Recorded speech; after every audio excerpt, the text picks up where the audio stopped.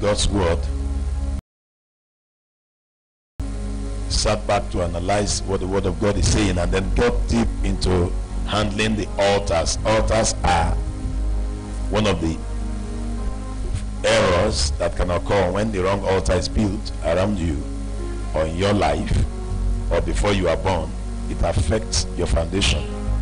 We handled it, and yesterday we went deep again into dealing with secrets in the altar, secrets that are hidden inside your foundations.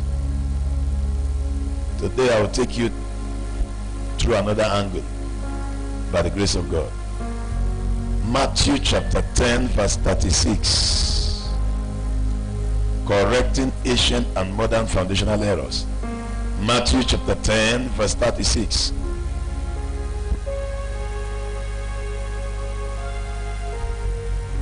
I want us all to read what we see on the screen. Everybody says, and a man's foes shall be they of his own household. I want to show you another aspect of foundations that need to be corrected. A man's foes shall be they of his own household. Let's have it in Amplified version of the Bible.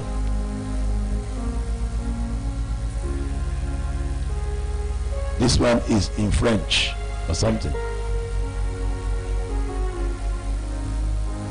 Amplified says, and a man's foes will be they of his own household. Run through the versions, make Message version the last. And a man will be hated by those of his house. Next. And they of his household shall be a man's enemies. Next. And a person's enemies will be those of his own household. Next. Your worst enemies will be the members of your own family. Are you seeing the Bible? Next. Your enemies will be right in your own household. Next. Well-meaning family members can be your worst enemies. Thank you.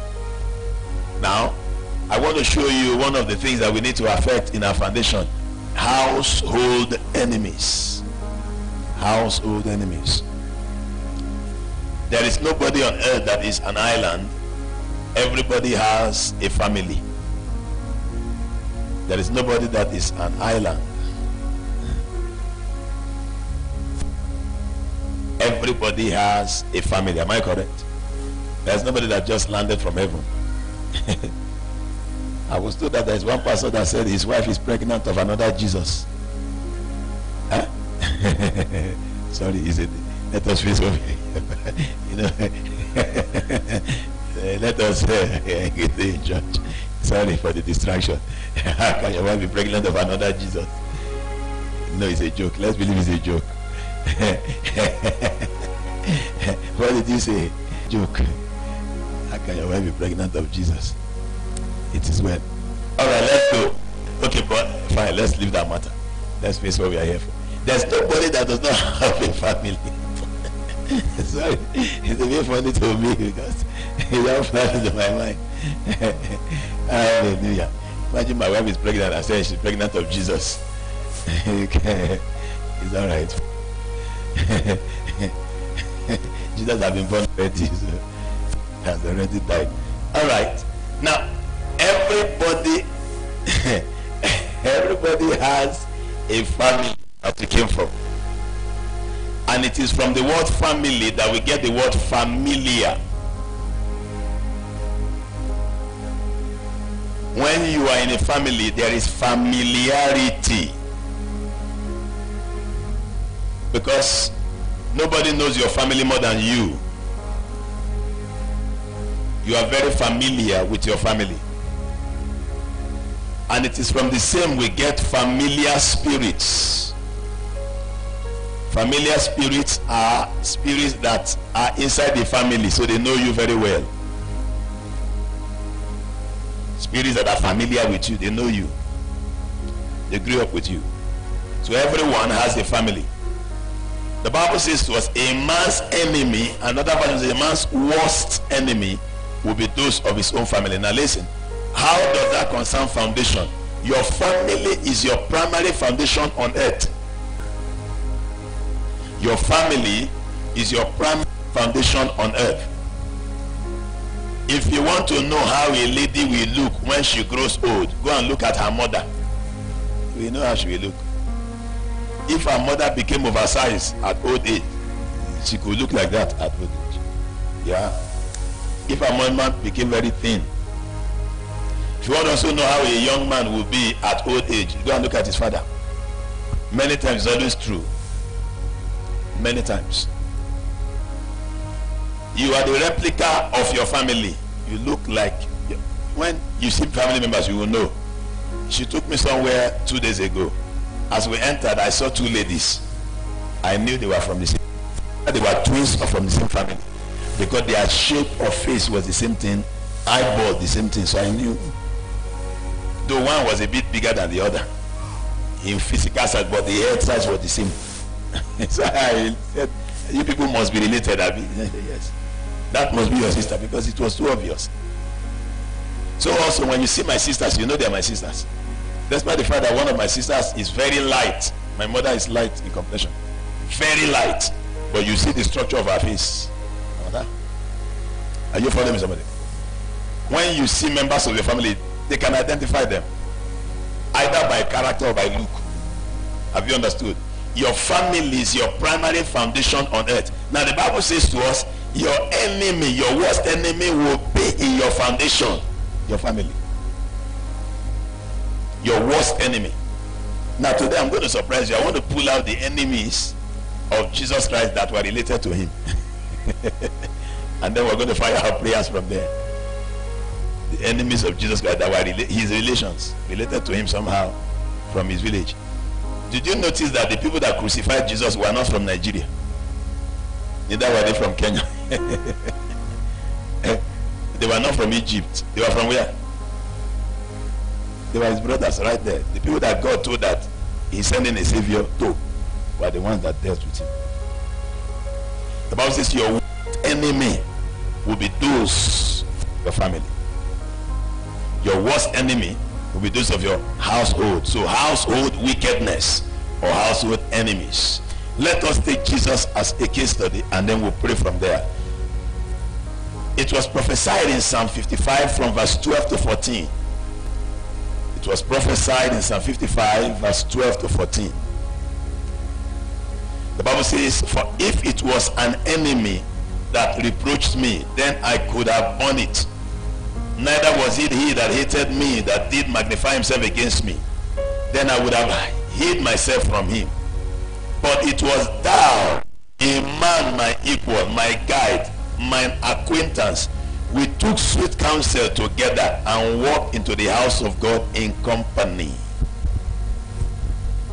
Jesus was, this is David prophesying about Christ. What was going to happen to him. In fact, this happened to David himself. But it is an essential prophecy concerning Jesus Christ. Are you following me? Now, this prophecy was directed about the person that would betray Jesus. Are you following me? You get your mind is open in the next few minutes. It was directed about the person that would betray Jesus. It was talking about Judas Iscariot. Now let us see what Judas Iscariot was doing around Jesus before. And says, Jesus said, if it was an enemy that reproached me, I could have borne it.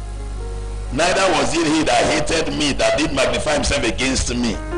He said, then would I have hid myself.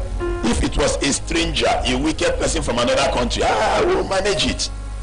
But he said, but it is thou, a man my equal. Can you project verse 13 on the screen? It is thou, a man my equal, as in we are equal in God's presence.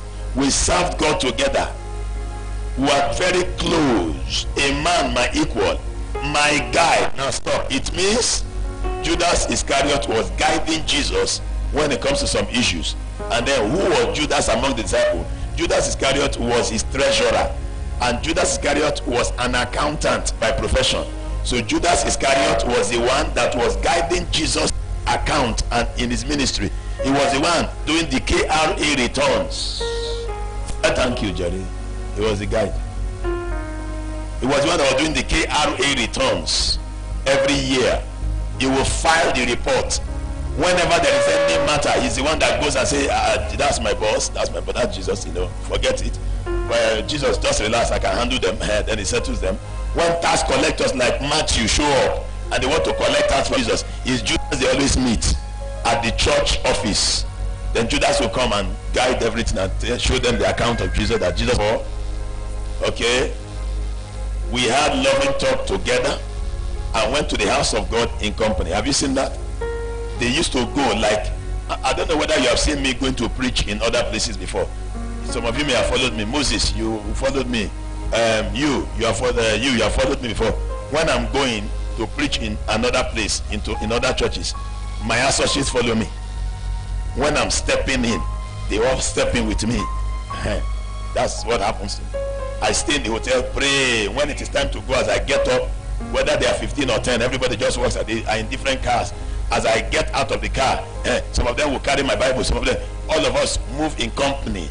So as I walk in, they know that the man of God has come. Have you seen that? That was what Judas was doing to Jesus. He will follow Jesus. He will quickly run ahead while the chair for Jesus to sit down. Hallelujah. He goes to church in company with Jesus. Whenever they look, they see when Jesus sits, he sits around Jesus. But he was the one that the devil used. Household wickedness is part of your foundation, but you must handle it squarely, or else it can handle you. David never ran for any army, but he ran when his son rose up against him. That's what they call household wickedness. He took off and ran very fast. David never lost any war, but the day his son stood up, he advised himself. He counseled himself and took up, because his counselor had joined his son, Ahithophel. Nobody could break David's team, but his son broke it into pieces and collected the best men to be on his side to finish his father. Nobody could break David's team. They have tried it, they couldn't succeed. All of them were neat as one. But when his son rose up, his oraculous counselor, the man whose counsel was equal to the counsel from heaven, followed the son and counseled on how to deal with David. And if they followed that counsel, David would have died. If they followed it, because the man was on the point. He said, by now David will be tired. Let us surround him and make him afraid. People will run away. We pick David up like an idiot and kill only David, and then you become king. If they did it, David was truly tired. When David climbed the hill, he got somewhere and was doing and that was exactly what was happening when this man was prophesying or advising them on what to do. But thank God that David had already prayed, Father, turn the counsel of Ahithophel to foolishness. Make him an idiot, an urgent idiot now. Urgently by thunder. The guy just counseled. After I finished counseling, Absalom said, take it easy, man. Take it easy, man. Any other counselor? And they said, there's one who shite. Say, let him come. The guy was a brilliant man. God planted that man to save David. He said, the counsel of Ahithophel is not good. Ahithophel got angry and said, me? We are not mates in counsel. There are levels here, man. Are you mad? He said, relax, man. This is a new regime. The counsel of Ahithophel is not good now. Foolishness was working. He said, you know your father, Absalom. Absalom said, sure, I know him. He's a man of war from his youth. Absalom remembered that his father killed lion and bear before he was born. And that was what brought him to the throne. Absalom said, you are correct on the point. He said, your father is too smart for that, not this prophecy, this counsel. Your father would have sorted himself out in one stronghold and is watching and gazetting and planning things by now. Relax. Let us first of all gather all these rest of ourselves. Let us give 3 days. After 3 days, we'll have enough army to summarize your father in a hurry. Because With these few quick people, you think your father is a fool? He killed Goliath, killed Mumu, killed this and not killed. Relax. Absalom said, in fact, the counsel of Ahithophel is an idiot counsel. Ahithophel just looked at him and said, no! Wonderful. And he took off, took his bicycle, went to his house, gathered all that he had, give it to his son. Oga, this is your money. Madam, this is your own. This and that, this is your own. And he tied rope and killed himself. One hot prayer summarized him. That was the closest man to David who gave David sound counsel. He became his enemy suddenly. He became the one that they would use to deal with him. That was the man who counseled David on many wars. It's just that the Bible did not record all the things that Ahithophel did. They said his counsel was equal to God speaking to David. Very on the point and accurate. That man counseled on how David will go. Excuse me, sir. Because a man's worst enemies are those of his own household. That is why you cannot just let your guards down and just think everybody in your house. We bear the same surname. And when shame is, we are not equal, because we saw that we were equal, but they changed in between. See, I made up my mind to make sure that my spirits are alive anytime, so that I will not be deceived from anywhere. I just made up my mind, since I have learned that there is something called household wickedness.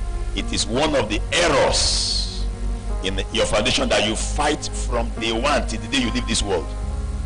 I repeat, that you fight from day one. You cannot finish them. Ahithophel was very nice to David for many years, but 1 year came that Ahithophel changed his mind and counseled against him. So don't think that household wickedness can finish. As one is finishing, another one is rising up. Somebody that used to give transport fare to school before and is very happy. After a while, he begins to say, why didn't he give me a car? After the last 2 or 3 cars. Am I also too small to ride a car? For what? Should have also given me a car. And then he gets angry. You should give me a car. Why not? After I was washing plates in his house the other day. In fact, I ironed his clothes. Even the shoe, I polished it. For what? For what? For the next thing. Somebody tells him, I want to kill him. In fact, you are the point. I've been planning to kill him too. He connives. Are you hearing me, somebody? Yeah. Household enemies are those that develop entitlement spirit very quickly. They feel they have an entitlement in your life. Very quickly. Say, for what? I know this man for too long. I've always counseled that with Jesus. Oh yeah, let me show you. John chapter 1, verse 11 to 12. Is a battle you fight from day one till the end, sir. The Bible says in John 11 verse, John chapter 1 verse 11 to 12, he came to his own, and his own received him not. That is Jesus. He didn't come to a stranger. He came to who? His own.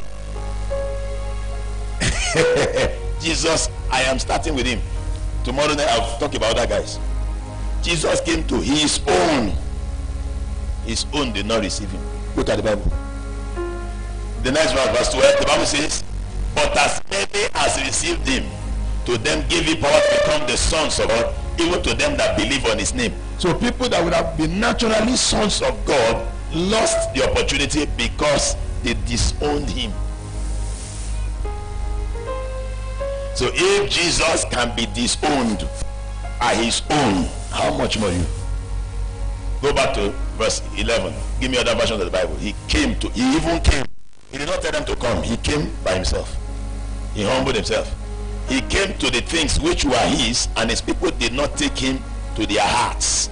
Another version of the Bible quickly. He came to that which belonged to him, to his own, his domain, creation, things, world, and they who were his own did not receive him and did not welcome him. They looked down on him. Another version quickly. The Bible says he came to his own country, but his own people did not receive him. Another version quickly. The Bible says to us, he came to that which was his own. He owned it before, but he came to it, but his own did not receive him. Are you seeing the Bible? This is household attack against Jesus. And family is your strongest foundation on earth. That is why the Bible says your worst enemy is when you have an enemy in your house. That is the worst enemy. That's the worst. So Jesus was dealt with by his own. His own did not receive him. All right. So that's why sometimes when some people say, I don't want to see Christ, I don't blame them. You're fine. Whatever you want, just I'll pray for you. If God touches you, fine. If God can touch you and refuse to be touched. So stay, because Israel knew that Jesus was coming. Didn't they know? The Bible says when Herod called the wise men, the prophets and the pastors, they came and they opened the scriptures and showed him and said he was supposed to be born. They knew, and they still did not receive him. So how much more in Africa, where we don't even know there was any Jesus coming anywhere? We were only informed that he had come. Am I correct? And so I don't blame some people when you see that swelling up. Bros, if you want to go to hell, fine. There was a time in my life I used to force me to receive Christ. I will cajole, I will talk to you, I will beg you, I will do all that I can. But when I notice that you are too arrogant, too swollen, oh, fine, it's all right, I've done my best, you can leave. You can leave. It's on record I preach to you. In fact, that I preach to you will condemn you more. So fine. That's the truth. Every word you hear either promotes you or condemns you. The Bible says to us, the old world was condemned by the preaching of Noah. Noah preached to them for 120 years and they didn't give their life to Jesus. Fine, they were condemned. Only 8 people joined Noah, so they were saved. The rest of them perished by water. So if you refuse to receive Christ, it's your cup of tea, man. At the end of everything, God will show you. Somebody preached to you, people pushed you, some people dragged you to church, but you say no, I'll come when I think so. I'll see you later. Let's go again. Luke chapter 2 verse 12 to 16. In the next few minutes we'll be praying. I feel like praying. Luke chapter 6 from verse 12 to 16 says, and it came to pass in those days that he went out into a mountain to pray, and continued all night in prayers to God. And when it was day, he called unto him his disciples, and of them he chose 12. He called unto him who? I didn't hear you now. Are you guys in church? He called to him who? Very good. He did not call strangers. They were already his disciples. The Bible says, and of them chose 12, who also he named apostles. Is that not good? He promoted them. Out of his disciples, he chose apostles. So that means you must be a disciple first before you become an apostle. Have you understood? You cannot wake up early one morning and call yourself an apostle. I was a disciple for 30 years. So, hallelujah. Okay, verse 14. Simon, whom he also saw, studio, manage that stuff. And Andrew, his brother,